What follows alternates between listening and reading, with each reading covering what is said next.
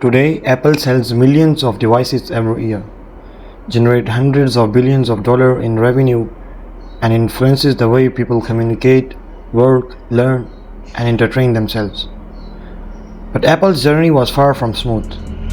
The company nearly collapsed. Its co-founder was fired, competitors seemed unbeatable, and many experts believed Apple would eventually disappear. So how did a struggling computer company become one of the most valuable brands in the world? This is incredible story of Apple.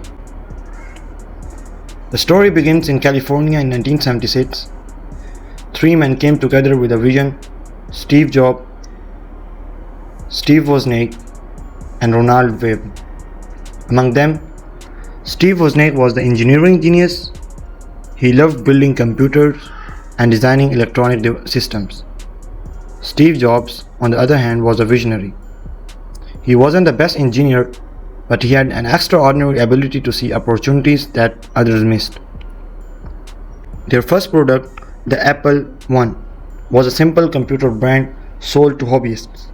It wasn't a massive success, but it proved that their idea had potential. More importantly, it laid the foundation for something much bigger. In 1977, Apple launched the Apple II. Unlike many computers of the time, it was user-friendly, reliable, and ready for consumers. The Apple II became a huge success. Sales exploded, schools began purchasing Apple computers, businesses started noticing the company. Within just a few years, Apple transformed from a small startup into one of the biggest America's fastest growing technology firms. In 1980, Apple went public. The IPO was one of the biggest in the history of the time. Many employees and investors became millionaires overnight. For Apple, the future looked brighter than ever. But success often creates new challenges. By the early 1980s, competition was increasing rapidly. In 1984, the company introduced the Macintosh. The Macintosh wasn't just another computer. It featured a graphical user interface and a mouse, making computers far easier to use. For many consumers, it felt like technology from the future. Apple also launched one of the most famous advertisements ever created: the 1984 Super Bowl commercial. The ad positioned Apple as a company challenging the status quo.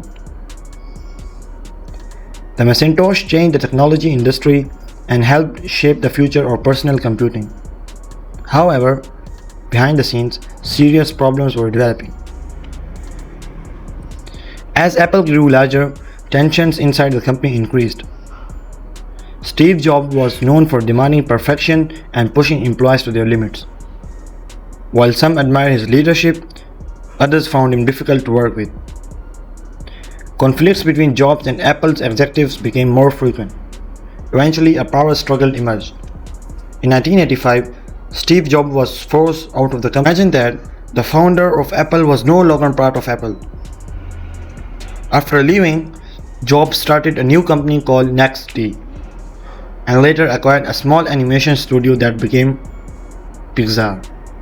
Meanwhile, Apple continued operations without him.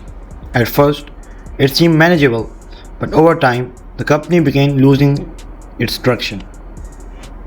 During the 1990s, Apple struggled. The company released too many products, its strategy became confusing, Microsoft Windows dominated the personal computer market. PC manufacturers were growing stronger. Apple's market share continued shrinking.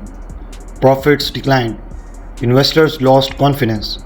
At one point, many analysts believed Apple's days were numbered. The company was burning cash and lacked a clear vision. For a business that once symbolized innovation, the future looked uncertain. Apple made a vision that would change everything. They brought Steve Jobs back. In 1997, Apple acquired NEX3, bringing Steve Jobs back to the company. He simplified Apple's product lineup, he eliminated unnecessary projects, he demanded excellence in design and user experience. Around the same time, Microsoft invested $150 billion in Apple, providing additional confidence to investors and customers. Jobs focused on creating products that were simple, beautiful, and easy to use. The first major success after Jobs' return was the iMac. Its colorful design stood out from every other computer on the market. Then came the iPod. The iPod transformed the music industry by allowing people to carry thousands of songs in their pockets. Next came iTunes, which changed how music was purchased and distributed.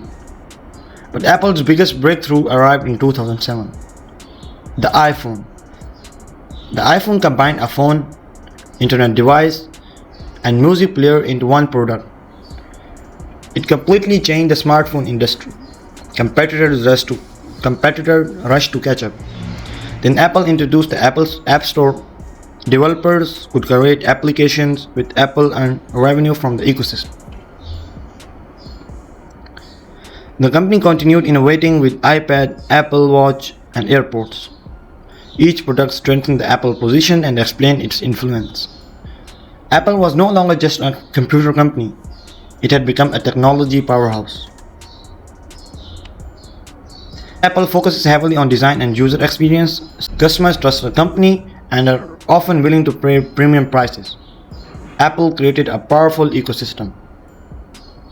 If someone owns an iPhone, they are more likely to buy an Apple Watch, AirPods, or MacBook. Finally, Apple generates billions through services such as the App Store, Apple Music, and iCloud. Together, these advantages create a business model and their competitors struggle to replicate. Overall, Apple's story is more than a tale about technology. It's a story about vision, innovation, failure, resilience, and reinvention.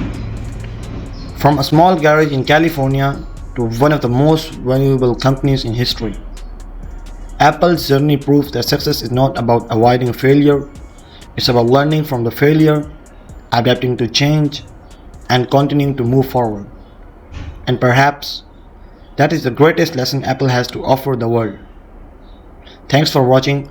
If you enjoyed this documentary, don't forget to like, subscribe, and let us know which company story you would like to see next.